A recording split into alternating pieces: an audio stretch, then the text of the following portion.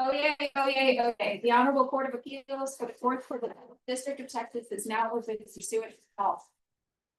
Good morning. You may be seated. This morning's panel will consist of me and Justice Brissett to my right, Justice McCray to my left, and we welcome you to the Fourth Court.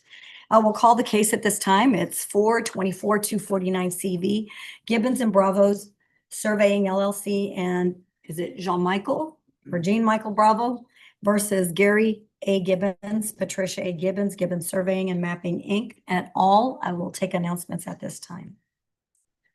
Good morning. Brooke Golden and Melanie Fry, as well as Tim Sachs here for appellants Gibbons and Bravo Surveying LLC and Sean Michael Bravo. Yeah. Good morning, Your Honor. Rick Selectio on behalf of the Gibbons parties. And Mark Raby for the Kayla for the Love Defendants. Very well. And I understand you're going to be splitting your time. Did you say Raby? Yes. Mr. Raby, you will be taking 12 minutes, and then you will take 8. And lady lawyer is Cassandra Wilson. All right. From, Well, welcome. who's here at the Gibbons parties. Thank you. And you may begin. You've got 20 minutes. Each side will have 20 minutes, and then you'll have 10 minutes for rebuttal.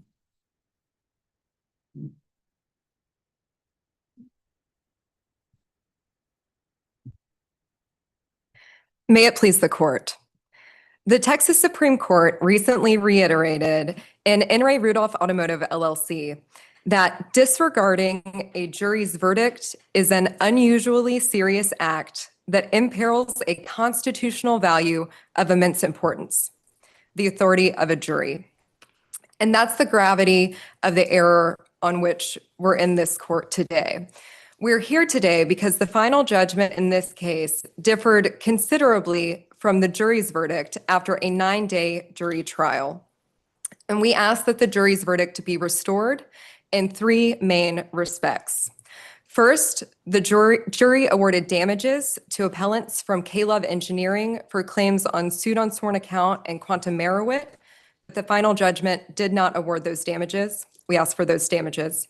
Second, as the prevailing party against K-Love Engineering, Gibbons and Bravo Surveying was entitled to its attorney's fees, but the final judgment did not award attorney's fees.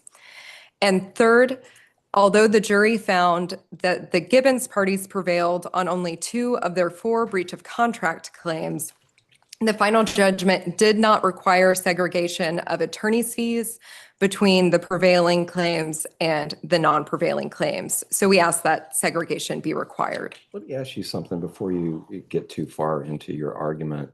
So the trial court disregarded the jury finding regarding Quantum Merowit, yes? Yes, Your Honor. So is there any evidence in the record that, and what could you point to us that establishes that there was no contract between the parties?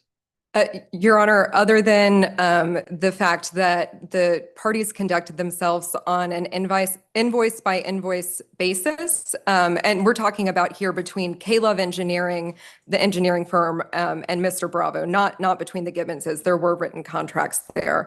There was no all-encompassing written contract produced in this case. It was on an invoice by invoice basis. The invoice is not sufficient to act as a contract? No, Your Honor, we don't think so, because they are essentially only proof that my client appellants performed work and wanted to be paid for it. They don't say anything about the other parties' meeting of the minds or understanding of what the agreement was between the parties.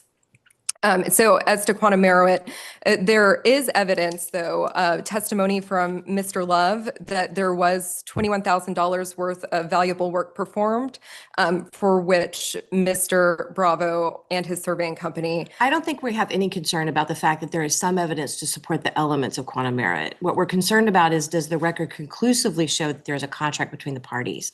And I noted that the pleadings that Mr. Bravo entered, actually even under the Quantum Merowit theory, said that the services were performed in accordance with the contract. I understand, Your Honor. Your Honor, so on the breach of contract question was put to the jury, and there was no predicate or requested predicate about the existence of an express contract requested by Caleb. There was no objection to that question being submitted without a predicate on express contract or any request for conditional language between any of the three theories or causes of action submitted independently to the jury. So, Your Honor, there obviously were business dealings between the parties, but the evidence of those dealings was on an invoice by invoice basis. And so the jury found that there was no breach of contract. But under this court's recent decision in Champion Food Services versus Pro Alamo Foods, that no finding on a breach of contract question does not necessarily deem a finding that the trial court deemed that there was an express contract. It doesn't require a deemed finding that quantum error would not be an appropriate means of recovery in light of an express contract just because the breach of contract question was submitted. And in the same vein, the no answer to a breach of contract question also doesn't mean that the jury found that Caleb complied with the contract. It just means that the jury did not find that the plaintiff carried his burden to show breach. I would agree with you on both of those points, but the problem that we have is in the motion to disregard, Caleb not only took the position that the jury findings were rendered immaterial by those other findings, Caleb also asked the trial court to find that evidence conclusively proved that a contract existed and that waiver existed. So that gave the trial court the opportunity to make that finding. Now, we don't know what the trial court did because on a motion to disregard, no findings are necessary. But in this case, isn't it true that if we find the record conclusively proves those things, the trial court should be affirmed? Your Honor, if you find that the record conclusively proves that there was an express contract between the party and waiver, then it would not have been error to disregard the jury answers. But it was error here because A, the jury found that there was no breach of contract, which doesn't affect the findings on quantum merit and sworn account. And B, speaking to Caleb's waiver argument, that argument is based on the jury's findings of breach on one of the agreements between the Gibbonses and Mr. Bravo, the promissory note. So Caleb argued that because the jury found breach of the promissory note, that equated to default under the party's security agreement, and therefore that affected a waiver of Mr. Bravo's right to receive payment for his work. But here's why that isn't quite a one-to-one equation and why that does not quite work out on these jury findings. In the same provision, the default provision in the security agreement, and you can find this on page 457 of the first volume of the clerk's record, it does have a provision that says in the event of default, that the secured party, who's the Gibbons is here, can take over and assume payment of the company's debts if they so elect. But in that same provision, it also says that the promisor, who's Mr. Bravo in this case, has full entitlement to collect on the company's debts and enforce all other rights through the collateral up until that election is made. And so here, there was no jury finding that the Gibbonses made that election. There was no finding that Mr. Bravo was no longer entitled to collect on the debts that for work he performed for the company. There was no jury finding about the timing of any default and how that would affect which invoices Mr. Bravo was entitled to collect versus the Gibbonses, even if Contracts say how they were to make this election. no, Your Honor, it is silent Do you as have to that. any authority that says the jury had to make that finding? No, Your Honor, other than that, it would be a question of fact that would be within the province of Unless the the jury. record conclusively shows it and a directed verdict would have been proper, right? So isn't there evidence that the Gibbons actually did make that election by notifying the accounts receivable payors that they were to make the payments directly to them? Isn't that the election? Your Honor, there is evidence that they did notify the payors, but there is no evidence that Mr. Bravo was ever notified or that he was ever under any notice that he was no longer entitled to collect on those payments. So why would that, as a matter of law, preclude the waiver under the security agreement? It really comes back to what the jury actually found, Your Honor. They found breach of the promissory note, yes. They did not find that there was actual default under the promissory note as described in the security agreement. I think that goes right back to where we were started, which is if the record conclusively shows these things, where a directed verdict would have been appropriate, then a motion to disregard would have been appropriate. So it goes back to my colleague's question. What in the record disproves or is contrary to the idea that either a contract had existed or a waiver occurred? Just the non-existence of an express written contract between the parties, Your Honor. They did deal on an invoice by invoice basis. But we don't have the invoices to look at. We have the invoices to look at, Your Honor. They're jury exhibits in the reporter's record. Can you point to me in the reporter's record where they are? Your Honor, I cannot. I will submit a supplemental letter brief with those citations.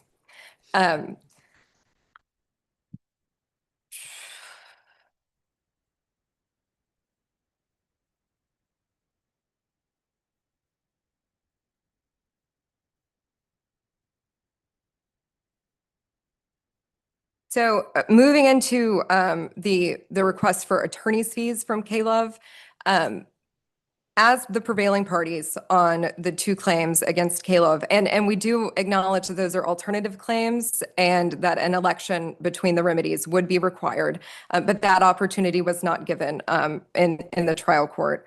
So as the prevailing party, Mr. Bravo would be entitled to his attorney's fees on either the Sworn Account or Quantum Merowit claim. That's in Texas Civil Practice and Remedies Code, Section 38.001, the familiar one for Sworn Account. And as to Quantum Merowit, this court said in Cox's Fiesta Supermarkets of San Antonio versus WMS that prevailing on a Quantum Merowit claim also entitles the prevailing party to attorney's fees. I want to clarify, you're taking the position that Bravo should get attorney's fees on those claims if in fact we overturn the trial court's disregard of the jury findings, right? Yes, Your Honor. Okay. Yes, if he is reinstated as the prevailing party in accordance with the jury's verdict, he would be entitled to attorney's fees for pursuing those claims. And speaking of attorney's fees, our third point today is with regard to the Gibbons parties who were awarded a substantial amount of attorney's fees against Mr. Bravo for their claims on breach of contract. So at the outset here, we are just talking about attorney's fees as to the Gibbons parties. Mr. Bravo does not dispute the jury's liability findings, and in fact, he's already satisfied the judgment there. But looking to the attorney's fee award, the trial court awarded $177,000 roughly in attorney's fees without requiring any segregation between the prevailing claims and the non-prevailing claims. And why that matters is because to recover attorney's fees under Chapter 38 of the Civil Practice and Remedies Code, a party must not only win on liability, they must also receive an award of damages under a breach of contract claim. That's from In re Nolly Plastics Family 2013 Supreme Court case. And so here, there were 4 agreements between the Gibbonses and Mr. Bravo. That was an asset purchase agreement, that's just for the sale of the business, a promissory note, which outlined the payment terms, a security agreement, which created a lien on the company and its assets in favor of the Gibbonses, and a commercial lease, which created a lease for Mr. Bravo to lease the existing building where the company operated. And so the Gibbonses sued on each of those 4 documents in separate breach of contract claims.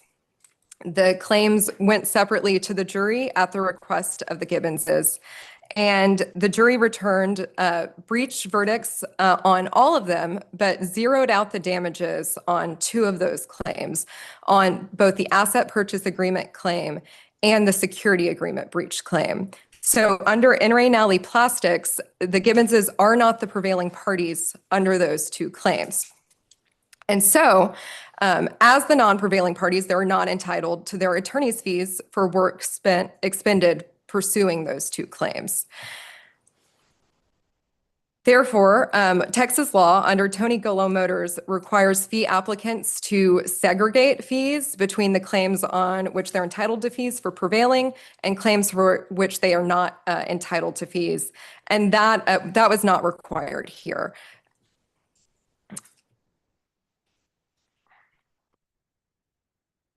And what's important to remember regarding segregation of fees is that it's not about whether the facts are overlapping and integrated such that segregation would be excused due to being inextricably intertwined. It's about whether the work performed in pursuit of the prevailing claim versus the non-prevailing claim. It's about whether that's overlapping. It's not a test of whether it's from the same nucleus of operative facts. So the Gibbonses had the burden to show that the work performed in pursuit of the prevailing contract claims was the same work that was performed in pursuit of the non-prevailing claims, such that they were not required to segregate out that work. And it's our position that they did not do so. And more generally on attorneys' fees, beyond the segregation issue, the Gibbonses also had a burden to show that the requested attorney's fees were reasonable under Rohrmoos and, of course, the Arthur Anderson factors. And the fee evidence also falls short there. So the fees here were not tried to the jury. They were tried to the bench via attorney affidavit. And there were fee invoices attached to the Gibbons' attorney affidavit. And looking to those invoices, it is tough to evaluate whether or not the fees expended, as noted in those invoices, were in fact reasonable under Rohrmoos. There's extensive block billing. There's extensive redacting. There's quite a bit of vagueness where it's hard to tell what work was spent in pursuit of what claim or its relation to the case at all. Would you agree that if we hold that segregation is required, that remand is the appropriate remedy? Your Honor, we'd argue that the court could render reduction, but in the alternative, remand would be appropriate for that segregation. Yes. What about, and I'm just going to point you because you only have a few minutes left, to conditional appellate fees. You're taking the position that the evidence is not sufficient. In what way would you have had Mr. Zlotucha? What would you have had him say that he didn't say? Yes, Your Honor. So under Yowell versus Granite Operating Systems, a Texas Supreme Court case, the Supreme Court said that even though conditional appellate fees are speculative in nature, you still must describe what services you anticipate would be required to actually defend your verdict on appeal, as well as set out a reasonable hourly rate for those services. So in these affidavits, they're pretty conclusory. They don't describe what services would be required for an appeal, such as briefing, reviewing the record, preparing for oral argument, or anything of that nature. No hours quantified for each of those discrete tasks. So the rule requires just a little bit more there to actually support an award of conditional appellate fees. And I'll also note that in their response brief, appellees essentially concede that the conditional appellate fees evidence is not there. They hardly contest that they did put on sufficient evidence of conditional appellate fees. So a sister court in Houston actually held that there was no need, following Yowell, there was no need to specifically set out what services would be required at each stage in the appeal because it's always the same. There's research, there's briefing, there's presentation of oral argument. And given that it's totally conditional on what the other party does and what points you choose to bring forth, that is not required. Why is that the wrong holding? Because it doesn't provide the trial court anything to go on in assessing what actual quantity of hours, as opposed to the fee rate per hour charged, to actually quantify what amount of fees would be appropriate at that stage. They're asking, at the conditional appellate fee request, they're asking for a block sum of money. There's just no way to evaluate based on a guess at what will be done that any given amount is an appropriate award of conditional appellate fees without a more itemized list of tasks that will be performed and and the guessed amount of hours that will be spent on those tasks. But you'll agree that every appeal is different, right? We have some appeals that my staff attorneys can get through in a day or two, and others take 6 weeks. Every appeal is different, right? And I think that was the point of the sister court, that really not understanding even what points of error the other party might bring, it falls upon an expert that has experience in the appellate world to give an opinion as to what a reasonable amount is, and then cross-examination is offered. So as from a policy perspective, why would we require any more certainty when you can't really be certain? Just because they're asking for a lot of money. And, from a policy perspective, that's something that we want to be as sure as we can about. It can't just be a pure guess and a fill in the blank number. There has to be something that it's tied to the actual dollar amount versus what is the anticipated work that will be performed. And Your Honors, I see that I'm running low on time here. If there are no further questions from the court, we do ask that the court reverse the final judgment as to K-Love and render judgment on the jury's verdict on sworn account or quantum merit. Remand for attorney's fees as to K-Love, and reverse and render a take-nothing judgment on the attorney's fees as to the Gibbonses for failure to meet the Rormus reasonableness standard of evidence, or in the alternative, remand for a further finding of fees. Thank you. Thank you.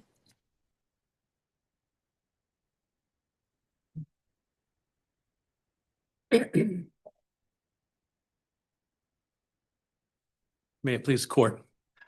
Based on directions from the court and letters we received, I want to start by addressing the recent Champion Food Services case, which the court directed us to be ready to address. And as a broad strokes answer to that question, I think that our case here is different enough from Champion Food Services that it doesn't require the exact same finding here, and I'll explain why. First, Champion Food Services and our case as far as K-Love Engineering and Gibbons and Bravo Surveying are similar cases. Yes, they both involved claims for breach of contract and for claims of quantum merit. The basis of recovery for both of those claims was exactly the same. In Champion Foods, it was beef products that was provided. In our case, it was surveying services that were provided to K-Love Engineering. The issue in Champion Food, there were two jury questions that were discussed here. The first question, did Champion, the defendant, fail to comply with the agreement? That's the breach question. The jury said no to that. The second question, did pro parties, the plaintiff, perform compensable work? That would be the quantum merit question, and there the jury said yes. Ultimately, the trial court found that the plaintiff prevailed on quantum merit, but not on breach. And this court upheld that, saying that's the proper finding. There's a slight difference here, though, which makes a big difference in how things are applied here, and that is our breach question. And that's question 19 in our case. Question 19 reads as follows. Did K-Love Engineering fail to comply with the agreement for surveying services from Gibbons and Bravo Surveying LLC? Then there's a direction about excuse. Failure to comply by K-Love Engineering LLC is excused if compliance is waived by Jean Michael Bravo or Gibbons and Bravo Surveying LLC. And then there's the definition of waiver, being an intentional surrender of a known right or intentional conduct inconsistent with claiming the right.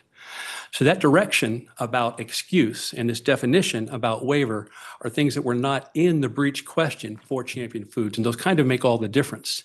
In Champion Food, where the question was simply whether or not the defendant failed to comply with the agreement, the jury could have made several different findings about that didn't necessarily have to deal with breach. With question 19, this is more specific. There's more meat on the bones. The jury has to decide more.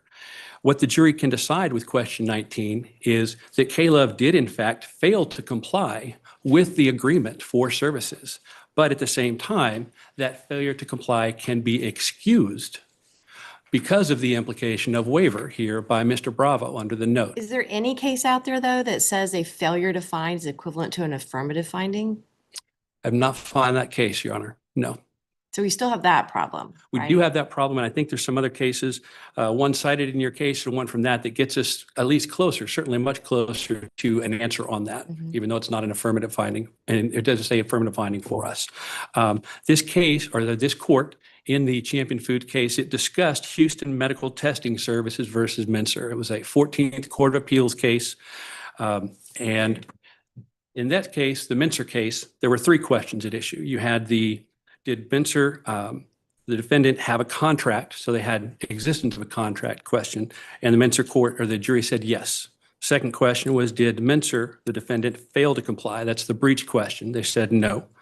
And then finally, the third question was whether or not the plaintiff provided compensable services, and that's the quantum merit question. The jury said yes. So trial court ultimately signed a judgment on verdict for quantum merit, but then on appeal, the appellate court says that the jury found a contract, so there's no quantum merit. Now, yes, that case, the question was asked, was there existence of a jury, or was there existence of a contract? That question's expressly asked, the jury found that. So that doesn't quite get to where we go, but there's some guidance or some direction in the Mincer case that I think comes into play here. First, the Mincer case pointed out that the jury must determine any contested fact issue, but the ultimate question of how much, if any, equitable relief should be awarded must be determined by the trial court, and that is what happened in our case. The trial court sat through the 9 days of trial. The trial court heard all of the evidence. The trial court had the ultimate decision that they made, which was to find that there was no equitable relief to which Gibbons and Bravos was entitled, and that was based on all of the findings, which I believe is finding that there was a contract between K-Love and Gibbons and Bravos Engineering. The trial court heard all of this and ultimately said no finding, and that was the trial court's purview to make that legal decision. And you would agree that that's only appropriate if, in fact, the record establishes conclusively that there's a contract? I do, Your Honor. Okay. And Another, let me just ask you something, Mr. Ray. Yes, Your Honor. So in this case, the question was, did K-Love fail to comply? And the jury answered no, right? yes, Your Honor. Without an affirmative finding of whether there was an agreement, I mean, could this also mean that the jury didn't find K-Love failed to comply because there wasn't an agreement? I mean, it's unclear, isn't it? I don't believe it is, Your Honor. Okay. I believe there's no way, however they answered this question with the with the excuse direction and the waiver, I think a yes or no answer still establishes a contract. If the jury said yes, did K-Love Engineering fail to comply with the agreement? Well, that's fine. They didn't find that, though. They found no. Well, that means no, K-Love Engineering did not fail to comply with the agreement, but the failure to comply was excused. You can't have an excuse of a failure to comply without there first being a failure. And to have a failure, you have to have a contract. So What about the statement that the invoice is not enough? I think Bravo actually testified that an invoice was enough, right? So from your perspective, and why does the invoice constitute a contract? Based on their pleadings and the point that Your Honor, I believe, actually made in question to opposing counsel, the pleadings are very clear on quantum merit. The specific language that Gibbons and Bravos list in their quantum merit claim is that the services provided were those provided under the contract. That's a judicial admission, the live pleading at the time of trial, that there was a contract and that the services that they're seeking under quantum merit are the same services under the contract. And But also, legally, can an invoice constitute a contract? I don't have an answer. I don't have a case to cite to that, Your Honor. The one other case on this point that I did want to get to that I think follows these two lines is Christus Health versus Quality Infusion Care. It's 359 Southwest 3rd, 719. So can you repeat that? Yes, Your Honor. 359 Southwest 3rd, 719. It's a 2011 case from the First District Court of Appeals. Like the other two cases, again, you have this case where the plaintiff is suing for quantum merit and for breach of contract, both all under the same services. No one disputes that. And there were three questions that the jury asked in this one. Now, they're all yeses to this, but I think the legal equivalent to their yeses here are the same as our no here, and I'll explain why. The jury questions: first, did the defendant fail to comply with the agreement? The jury found yes. That's the breach question. Second, Was failure to comply with the plan or the agreement excused? That's the excuse question. That's a yes as well in the Christus case. And then third, did the plaintiff perform compensable work? That's a quantum merit question. The jury found yes. So 3 yeses there.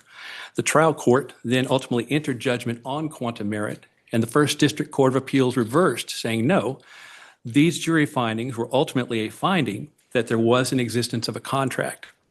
But again, we go back to the idea of I don't know of any case that says a jury's answer of no is an affirmative finding. It just means that the burden wasn't met, right?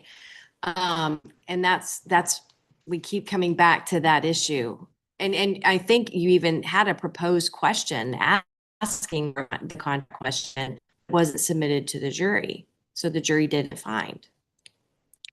So I keep may be coming back to the fact that certainly. the only way to affirm the court in this case is if the record conclusively establishes. Yes, Your Honor. That's why I think admittedly, the no question for our question 19 is logically the same as the jury's yes to these questions in the Christus case. Except for the burden of proof, except for the fact that the jury only answers yes if the burden of proof is met. Yes to that, but I still believe that logically it has to be the same thing, Your Honor. They asked, was there a failure to comply?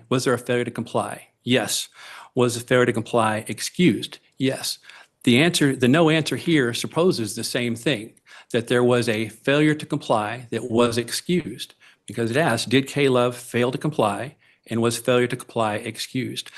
Answering no to those is the same logical answer as yes to these questions. It's just that we've taken the 2 breach and excuse questions in the Christus case, and they're combined into the one case, or the one question in 19. Can you tell us why the record conclusively establishes waiver and, well, just waiver?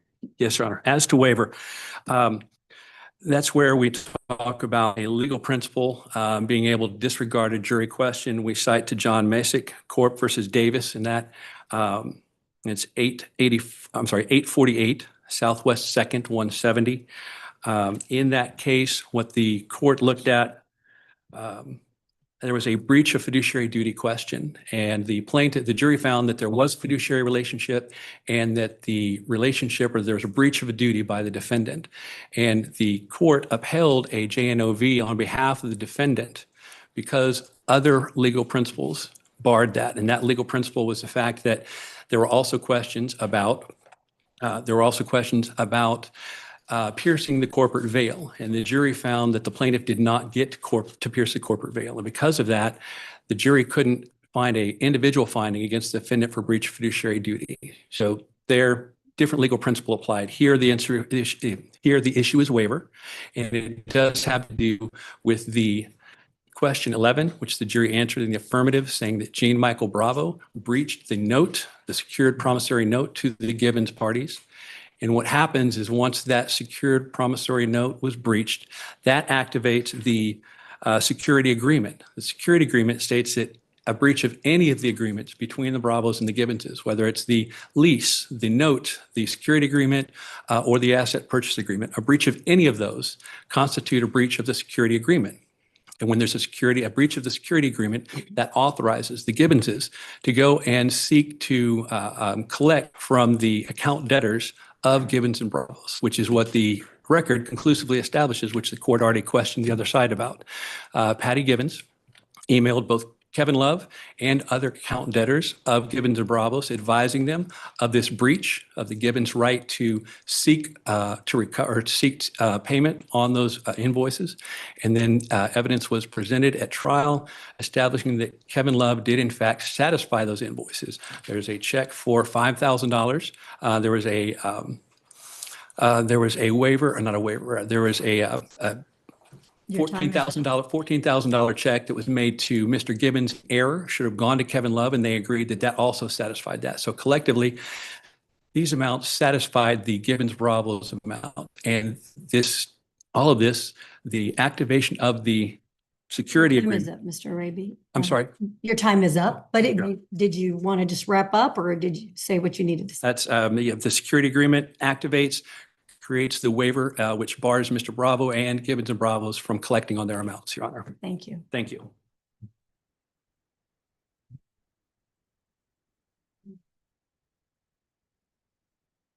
May it please the honorable court, it's a real pleasure and honor to appear before you.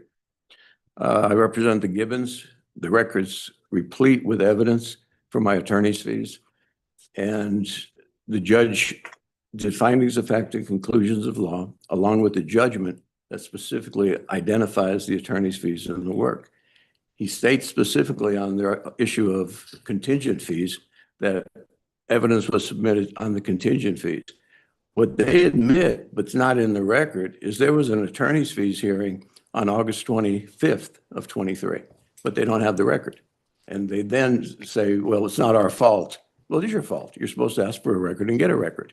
And the court found after that, that the issues necessary for attorney's fees, for contingency fees, was submitted to the court and sufficient. They have nothing to refute that because they didn't bring a record forward. They also, under 34, Trap Rule 34, 6, they only brought a partial record, but they didn't file the procedures on a partial record because they didn't isolate the issues that they were going to present. So there's nothing that we can do to, ask, well, we need this part of the record or that, because they don't follow the procedure for bringing a partial record.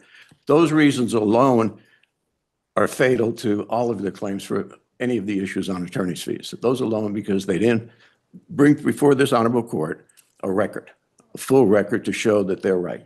Now, to go to the damages issue, they use old law on the damages issue. That damages, you have to have money, otherwise you don't recover. You can't recover attorney's fees. That's under the old law.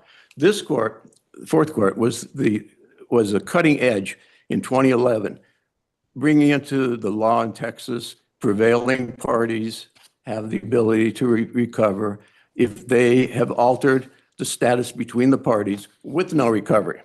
The case in that case was Fitzgerald versus Schrader, happened to be a case that I tried and brought on appeal. And The site for that? It's in our brief, but I have the, You said it's 2011? yeah, 2011, Your Honor. So in that case, how did we get around the Supreme Court's opinions saying that there has to be a recoverable and enforceable judgment for somebody to be a prevailing party? Well, that case is in Ramos itself. I'm sorry? This Fitzgerald case is cited by Ramos in the case on page 486. And For what proposition? it says that we agree defendants can obtain actual and meaningful relief, materially altering the parties' legal relationship by successfully defending against a claim and securing a take-nothing judgment on the main issues in the case. Oh, so you're saying you're not arguing that they should get attorney's fees on the breach of contract claims they didn't get awarded damages. You're saying they're entitled to attorney's fees for defending the breach of contract cases also? No. No, I'm saying both. Okay. Yeah, you're exactly right. There's two ways, under the contract under 38 and in these contracts here, they were prevailing party cases or provisions. And the prevailing party provision was the Trek provision in the Fitzgerald case that said the prevailing party shall win. We tried the case. We were sued for $5 million, my client. We won every point in the trial court, and the judge, Little John, refused to give attorney's fees of $300,000 for the trial. We took it on appeal in this court, reversed and remanded, finding the principles of the prevailing party. That's basically the controlling law in Texas relative to prevailing party issues. So, but certainly an intermediate appellate court can't overturn Texas Supreme Court law. And so I keep going back to Texas Supreme Court law that basically says the party to be a prevailing party, quote, must prove compensable injury and secure an enforceable judgment in the form of damages or equitable relief in order to be a prevailing party for attorney's fees. But that's not the complete law. I mean, there's more, and Ramos recognizes it. And in our case, we won every single point. They found that Bravos committed a prior material breach as a matter in the case on every point, and we didn't. And so those are all points. Now, So you're saying Ramos changed the prior Texas Supreme Court law on that issue? Ramos Okay. identifies it and supports our position, and it incorporates Fitzgerald in it to say that's what it is. Can we jump to segregation because you only have a few more minutes? I'm concerned about the standard used in your affidavit and adopted by the court. It seems to be the Stewart title standard versus the Tony Gulo versus Chapa standard. Can you address that? No, it was the Google standard because it said there's an exception when the facts are inextricably interwoven where you can't have a specific breakdown. And that's the Stewart title exception. Excuse me? That's the Stewart title exception. And in Tony Gulo, the court was concerned that that exception could swallow the rule. And so they tightened it up.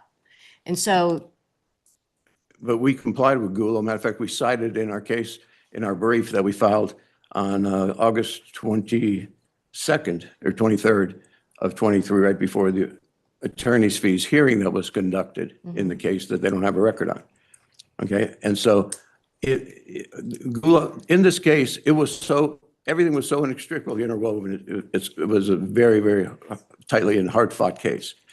The judge found that, and after hearing testimony for 9 days, in the inextricably interwoven, they showed that all of the agreement, the transactions were all related to one another. Under the APA, although we didn't get money, we recovered there's provisions under the APA that you'll see in the judgment were taken away. There was a covenant not to compete. There was a restriction on them using their own name any longer. Those are lawful changes in the relationship between the parties because on the take nothing judgment, the court in its judgment specifically awarded those rights back to them. but doesn't Tony Gulo stand for the proposition that you cannot simply say the claims are based upon the same facts and therefore interwoven, that you actually have to look at the services provided? So for example, if you write a petition and it goes to many different claims, some of which there's recoverable, you'd have to say, well, 75% of my time went to recoverable claims. Well, that's impossible in this case. I mean, Why? the way this case was tried, because the same rules and regulations or points and claims were applicable to all the different claims. Like we defeated fraud claims, breach fiduciary claims, number of claims, and court set out all the claims that were defeated. So I'm sure you did research on fraud and breach of fiduciary duty or tortious interference or civil conspiracy, all those other claims. There must have been research on those claims on which you would not be able to recover. But we didn't recover under fraud, nor did we ask for fraud. What we did is we argued that we needed to defend against those to be able to recover on our contract claims because they're interwoven. They're saying that under the contract, we fraudulently did something. We would never have been able You to have recover. 20 seconds left. Well, there's no Rule 34. They didn't bring you a record, a partial record. Every one of their attorney's fees issues are precluded on arguments and they recognize on page 13 of their brief, their reply brief, that the hearing was conducted on attorney's fees. And after that hearing is when the judge did findings, effect, and conclusions of law and judgment. So we believe that the evidence is sufficient and it complies with the law under Ramos especially. Okay, thank you. Thank Thank you. you.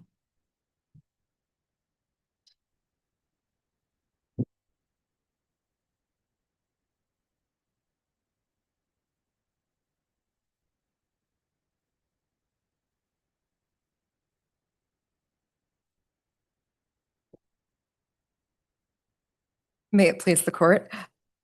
I'd first like to address on rebuttal Caleb's argument that we can imply a jury finding of waiver from the jury's no answer to question 19, the breach of contract claim.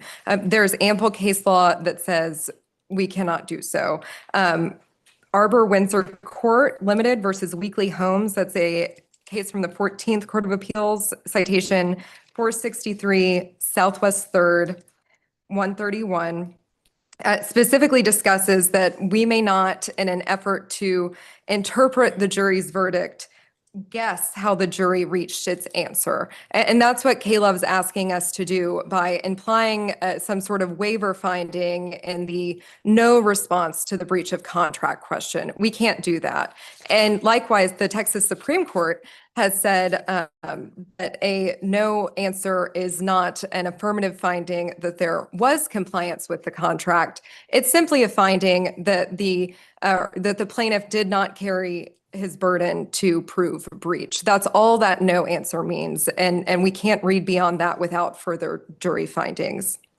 Secondly, as to Champion Food Services, there was another important difference between this case and that case and our case. And that's in Champion. Champion, who was the defendant there, actually objected to the lack of a predicate question on express contract in the jury charge and objected to the absence of predicate language on the quantum merit question. And those questions still went unpredicated to the jury over objection. Here, there was no objection to the lack of predicate language. Express contract was in fact not pleaded as an affirmative defense, and the question was not requested by Caleb in relation to the quantum merit question. So it is a little different than Champion Food Services in that sense. How we are similar, though, to Champion Food Services, beyond the ways already discussed, is that there, the parties did business much like here on an invoice by invoice basis. And the invoices, which the court obviously was aware of as existing in that case, still did not constitute an express contract in this court's review. The court acknowledged that there was no all-encompassing contract between the parties for lack of evidence of an express contract, even in light of those invoices. So that's the similar situation we have here. And I'll remind the court too that we did submit alternative theories of recovery in sworn account and quantum merit. So should the court decide that there was an appropriate disregard of the quantum merit question, we submit that the sworn account question would not have been appropriately disregarded because the burden of proof on sworn account is simply different for breach of contract, right? So sworn account is a procedural mechanism under Rule 185. It looks just like what the jury verdict form looked like in this case. It's submitting invoices and swearing to the fact that invoices are kept in this manner in the business and that these are accurate invoices that have not been collected on. So that burden of proof the jury found was met here on discrete invoices. They found some were due and owing and some were not. So that's proof that they did take a close look at the sworn account questions and the invoices. Would you agree, though, if the record conclusively proved that, well, the jury found the breach of the promissory note, if the record conclusively proved that according to the security agreement, the Gibbons could take over the accounts receivable, the Gibbons did take over the accounts receivable, and Caleb satisfied those invoices, that it would be appropriate for the trial court to disregard? No, Your Honor, because because all of that evidence would have been before the jury, and they still decided that these sworn account invoices were due and owing. Right, but a motion to disregard is okay if a directed verdict would have been appropriate if the record conclusively proves, correct? That's right, yes. Let me ask you, going to the segregation issue, was there, I know both of you agree there was a hearing on the attorney's fees. Was it an evidentiary hearing? Your Honor, it was my understanding that there was some very brief testimony, but I don't believe that there was like actual question and answer. It was, and in the trial court's findings of fact and conclusions of law, the court actually states that as evidence for the award of attorney's fees, the court relied on the affidavits of attorneys.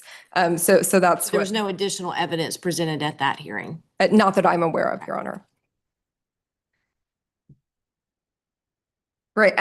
And so moving to the attorney's fees issue, there is case law that I will find my citation here that says it's in our brief in a footnote. I may not have written it down to bring it up here in my notes, that says that there is no award permitted of attorney's fees for successfully defending against a breach of contract claim.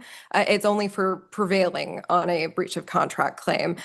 So to the extent that's the Gibbons' argument, is that they successfully defended against all these breaches of contract, so they get just the whole lump sum of their attorney's fee awards. The case law says that that is simply not the case. They're not entitled to fees for successfully defending a breach of contract claim.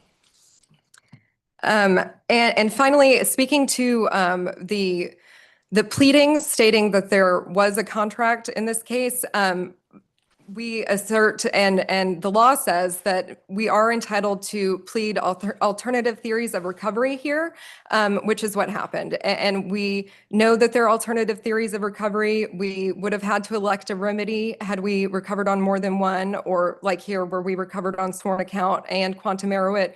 We have to elect a remedy. We know that. But the law does permit pleading alternative theories of recovery. But the law also bars quantum merit if there is an express contract. Yes, Your Honor.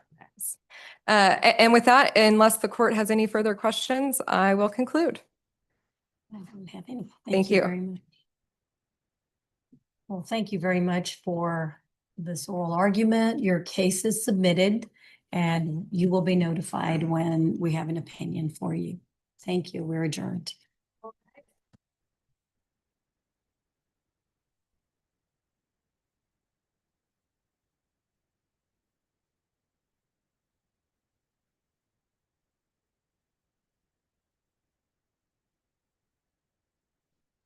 Thank you.